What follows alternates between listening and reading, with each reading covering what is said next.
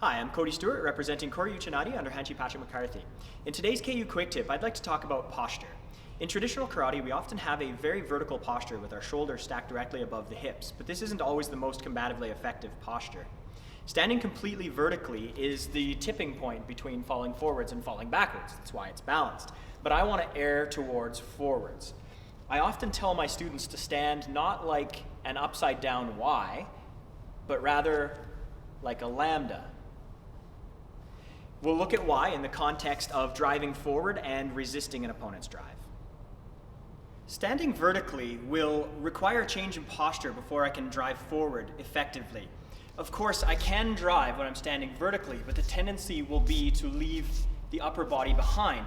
Now I can resist that in my body to maintain that upright posture, but a forward lean much more naturally facilitates this, so I can drive forward in whatever direction I need to without having to adjust my posture first. So when it comes to resisting, again, I want a little bit of a forward lean so that I can resist his push and the force is directed down my spine, through my leg, and into the floor. If I am up too vertical when he pushes, I will tend to lean backwards. Then if his push is enough to make me move, I'm more likely to maintain my posture if I already have that forward lean. So if my posture does become compromised, I'm going to use a correction in my lower body to fix my posture. Likely I'm not going to be able to correct with my upper body. I'm not going to be able to lean back in against whatever compromised my posture in the first place. So I get that little bit of a lean. I'm then going to pull my hips out, thus correcting the angle of my posture, and then move my feet so that my stance now supports my new posture.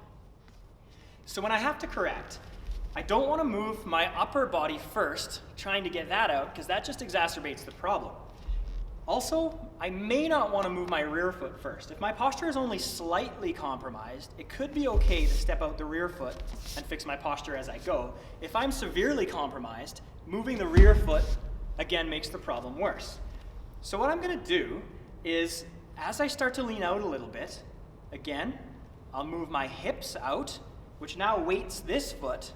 I can move the front foot back to where it needs to be, then move out the back foot, plant that so I'm now in a line again to push back. So my posture has been forced back to my trigger point, and for me that's vertical. And at that point, the alarm bells go off telling me I've been compromised and I have to correct. And this can happen because of a push, or it could even be because of overwhelming attacks, and I'm not quite prepared to defend myself properly.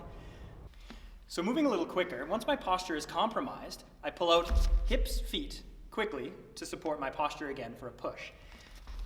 If he happens to push through quickly, I move what looks like together with him, but again, as I said, vertical is my trigger point. So as he's pushing, right away, I know I'm going to keep going. So I don't wait for that. As soon as I'm vertical, I correct.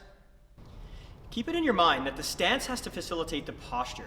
Your footwork has to be light and mobile to keep up with shifting body positions, but it also has to maintain the ability to plant and support the posture, which in turn is supporting the technique you're doing. Often students get into trouble when they feel like they need space, but forget that their feet can move. With that, I'm Cody Stewart. Thanks for watching this KU Quick Tip.